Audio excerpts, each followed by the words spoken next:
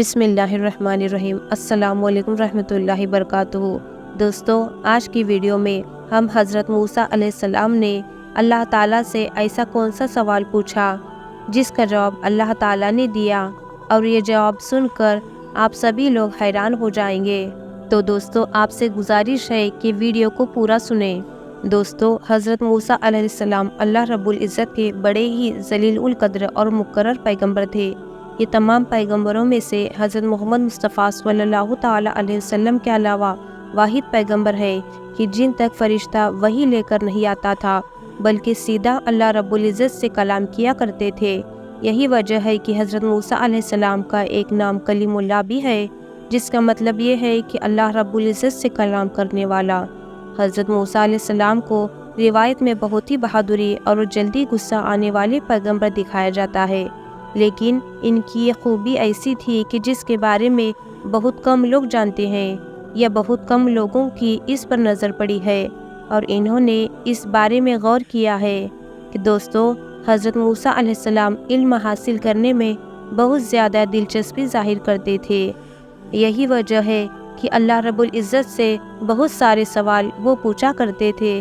انہی سوالوں کی وجہ سے اللہ رب العزت نے انہیں حضرت خضر علیہ السلام تک بھی پہنچایا تھا، اور ان کے سوالوں کی وجہ سے ہی حضرت خضر علیہ السلام نے کہا تھا کہ آپ میرے کاموں پر صبر نہیں کر پائیں گے، اور حضرت خضر علیہ السلام کے کام پر آپ صبر نہیں کر پائیں گے، اور آپ کو ان سے الگ ہونا پڑا تھا۔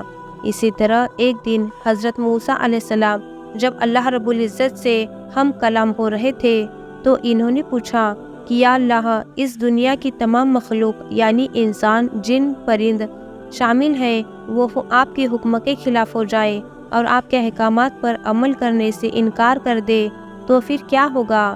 اس پر اللہ رب العزت نے جواب دیا کہ اے موسیٰ، اگر پوری دنیا میں میرے احکامات پر عمل کرنے سے انکار کر دے تو مجھے کوئی فرق نہیں پڑتا، میں ان پر ایک ایسا جانور چھوڑ دوں گا جو اس پوری دنیا کو ایک ہی لقمے میں کھا جائے گا۔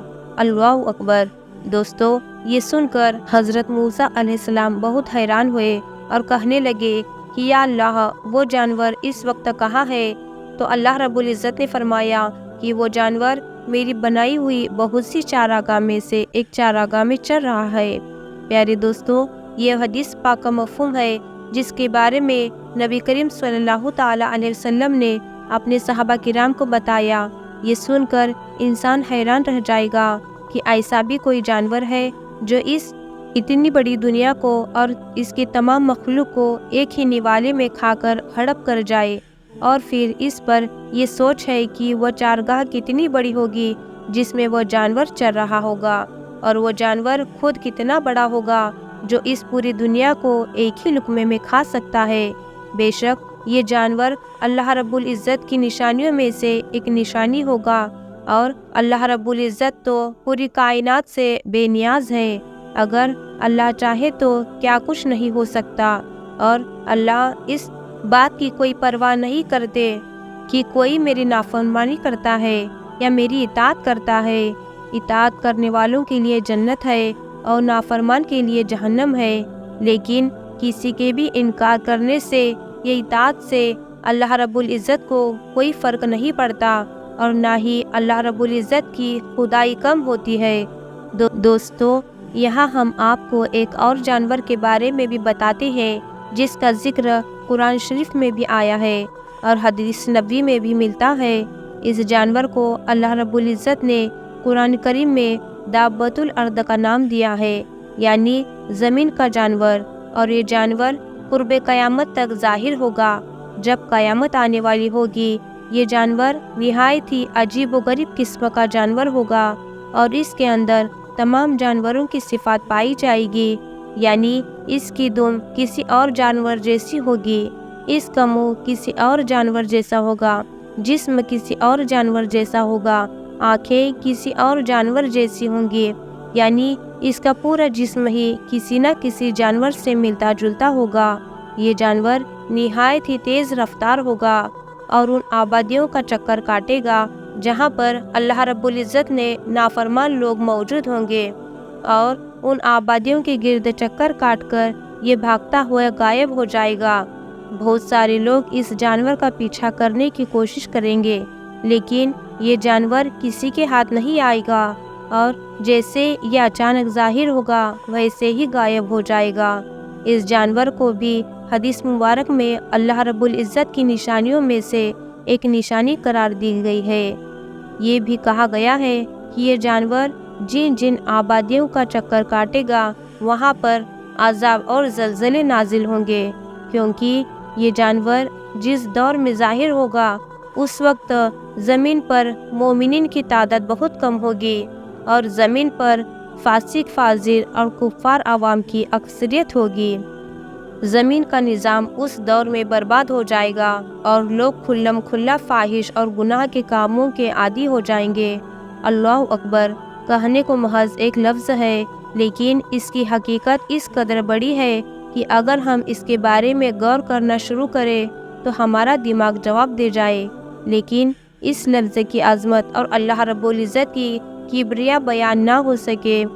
अल्लाह रब्बुल इज़्ज़त अपने बारे में कुरान करीम में फरमाते हैं कि मैं जब किसी काम का इरादा करता हूँ तो मैं कुन कहता हूँ तो वो हो जाता है।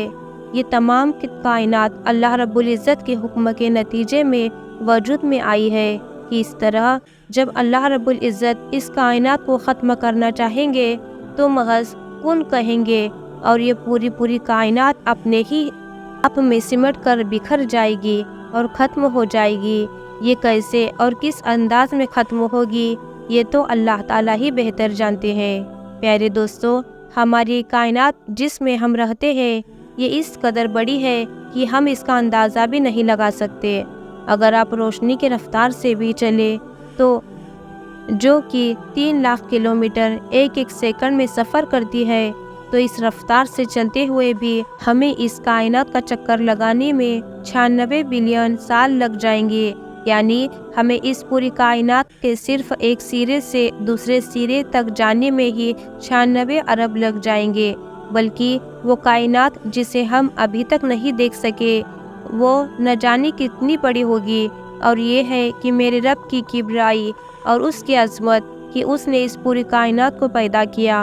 और इसके बारे में अल्लाह रब्बुल इज़्ज़त फरमाती है कि ये ज़मीन और आसमान मेरे हाथ की मुट्ठी के अंदर है, जैसा कि उसकी शान के लायक है, और इन्हें मैं जब चाहूँ ख़त्म कर दूँ।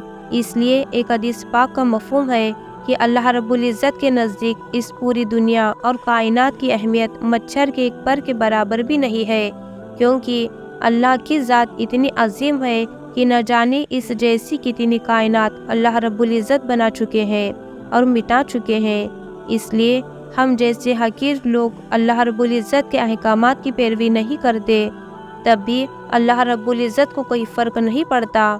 एक बार सहाबा किराम रिदवानुल्लाहि ताला अलैहि अजमईन ने नबी करीम सल्लल्लाहु ताला अलैहि वसल्लम से पूछा कि अगर मुसलमान गुमराह हो जाए जैसा कि यहूदी और ईसाई हुए थे तो अल्लाह ताला इनके साथ क्या सुलूक फरमाएंगे। इस पर नबी करीम सल्लल्लाहु ताला अलैहि वसल्लम ने इरशाद फरमाया कि अल्लाह ताला ऐसे मुसलमानों को जवाल का शिकार कर देंगे और इन्हें इनके हाथों ही इनके आमाल की तौफीक मारेंगे और कुफ्र में से ऐसे लोगों को सामने लाएंगे जो अल्लाह ताला पर ईमान लाने वाले और उसकी इताअत करने वाले होंगे। अल्लाह रब्बुल इज़्ज़त से दुआ है कि वो हमारा ईमान सलामत रखे और हमें अपने अहकाम पर चलने की तौफीक अता फरमाए और हमें ईमान की वो मिठास अता फरमाए जिससे हम अल्लाह ताला के पैगाम की खुशी खुशी पैरवी कर सके। आमीन। दोस्तों, अगर आज की वीडियो अच्छी लगी हो तो इस वीडियो को अपने दोस्तों में ज़्यादा से ज़्यादा शेयर करें और हमारे चैनल को सब्सक्राइब करें। अस्सलामु अलैकुम रहमतुल्लाहि व बरकातुहू।